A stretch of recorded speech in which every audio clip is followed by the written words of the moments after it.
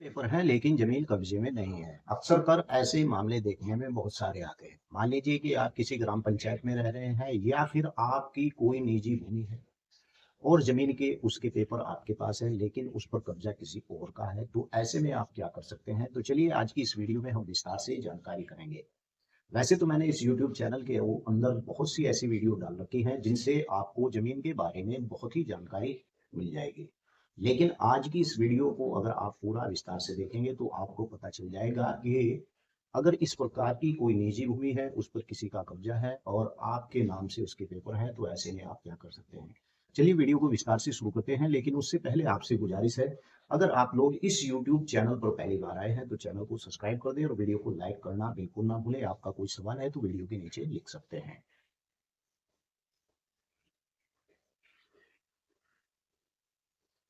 अक्सर कर देखा जाता है कि ऐसे मामले आपको बहुत सारे मिल जाएंगे कि जिनके अंदर अगर किसी व्यक्ति के पास उसके कागज हैं भूमि के और जमीन के, लेकिन पता चला है कि उसका उस भूमि पर कब्जा नहीं है। यहाँ तक कि अगर जमाबंदी या रसीद या आप उस भूमि का लगान भी दे रहे हैं, लेकिन फिर भी पता चलता है कि वो भूमि अब से 12 साल पहले या 14 साल पहले वो किसी और के कब्जे में है। और ऐसा ही होता है अगर ग्राम पंचायत की आबादी के अंदर इस प्रकार की भूमि आ जाती है तो उस पर कई लोग कब्जा कर लेते हैं और बाद में आपको चकबंदी के बाद में आपको पता चलता है कि ये भूमि तो वास्तव हमारे नाम पर थी, लेकिन अब इस भूमि पर मकान बने हुए खड़े हैं और अब ये भूमि किसी और के कब्जे में है। यहाँ पर मैं आपको बता दूं कि कब्जा कानून क्या कहता है। लिमिटेशन एक्ट 1963 के अंदर बहुत सारे इसी प्रकार के प्रावधान हुए हैं और मैं आपको बता दूं कि कब्जे को लेकर सुप्रीम कोर्ट, हाई कोर्ट इस प्रकार के बहुत से फैसले दिए हैं कि जिसका 12 साल तक भूमि के ऊपर कब्जा होता है, भूमि उसी व्यक्ति की होती है।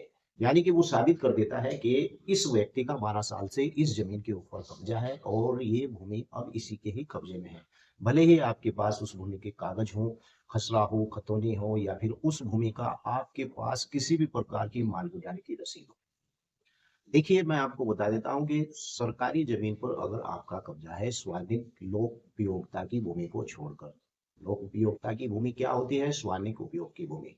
इसे छोड़कर अगर ग्राम पंचायत के अंदर लोक उपयोगिता की वही भूमि होती है जो भूमि यानी स्वानिक उपयोग के काम में लाई जाती है।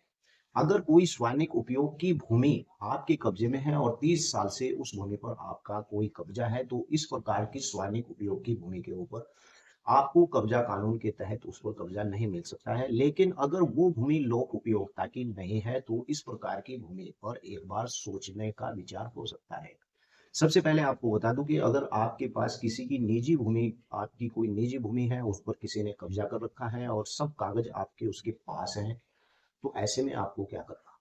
सबसे पहले आपको ये देखना होगा कि अगर कब्जा उसके ऊपर ताजा है, यानी कि अभी साल, डेढ़ साल, 2 साल के भीतर उस पर कब्जा है या 6 महीने के भीतर उस पर कब्जा है, तो ऐसी स्थिति में आपको मैंने इस यूट्यूब चैनल के अंदर बहुत सी वीडियो बना रखी हैं। आप उन वीडियो के अंदर जाकर देखेंगे तो मैंने उसके अंदर स्पष्ट बता रखा है कि अगर किसी की भूमि पर ताजा कब्जा होता है, तो इस कब्जे को लेकर उसे कहाँ पर शिकायत करनी चाहिए।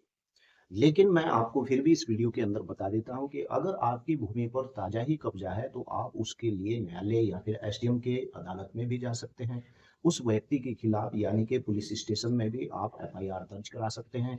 और अगर उस कब्जे को 12 साल हो जाते हैं, तो आप अपना ही कुछ खो बैठते हैं। भले ही कागज आपके नाम हो, जमाबंदी की रसीद आपके पास हो और भूमि के सभी कागज अगर आपके पास हैं, तब भी कब्जा कानून के तहत प्रतिकूल कब्जे का दावा कब्जादार कर सकता है।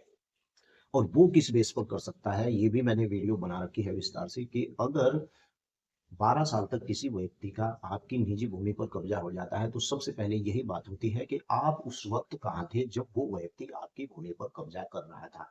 यहाँ से ये मैसेज जाता है कि वो भूमि जिस पर वो व्यक्ति कब्जा कर रहा था और आपको उसकी जानकारी थी, लेकिन आपने उसे नहीं हटाया, तो यहाँ ये मान लिया जाता है कि आपको उस भूमि की आवश्यकता ही नहीं थी और ना ही आप उस भूमि की देख-रेख कर सकते थे। इसीलिए दूसरे व्यक्ति ने आपकी भूमि को कब्जा लिया और वहाँ पर उसके एविडेंस हो जाते हैं। 12 साल तक उसका कब्जा साबित हो जाता है और 12 साल तक कब्जा वहाँ पर रहने के बाद वो व्यक्ति आपके खिलाफ भी न्यायालय में जा सकता है। अगर 12 साल के बाद भले ही आपके पास इस प्रकार के कोई कागज हो, किसी भी प्रकार की रसीद हो, लगान रसीद हो, तो वो आपको कब्जादार चैलेंज कर सकता है। तो आपको बता दूँ कि अगर आपकी भूमि भी है और उस पर आपके कागज़ या वग़ैरह सब कुछ आपके पास है, लेकिन उसके बावजूद भी उस भूमि पर अगर किसी और का कब्ज़ा है, तो कब्ज़ादार ही उस भूमि का मालिक बन सकता है। वीडियो कैसी लगी है? वीडियो को लाइक करके ज़रूर बताएँ। आपका कोई सवाल है तो वीडियो के नीचे लिखिए। जय हिंद, जय भारत, खुदा हाफ़िज़।